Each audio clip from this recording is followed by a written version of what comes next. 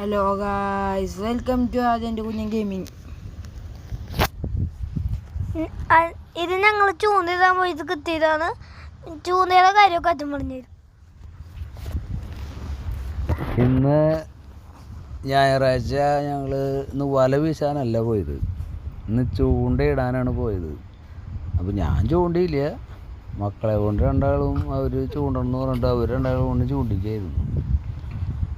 അപ്പോൾ 3-4 കിലോ പിലോപ്പിയോളം കിട്ടി. വലിയ പിലോപ്പിയായിരുന്നു ഒക്കെ. അത്യാവശ്യം ഒരു 300-350 ഗ്രാമൊക്കെ വെച്ചിട്ടുള്ള തൂക്കണ്ടായിരുന്നു.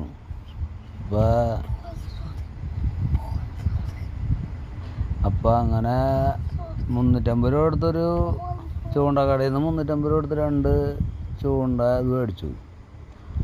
അതും കൊണ്ട് പോയിട്ടാണ് ഇവർ പിടിച്ചത്. ഇവർ തന്നെ പിടിച്ചത്, ഞാനൊന്നും പോയില്ല, ഞാൻ പിടിച്ചില്ല.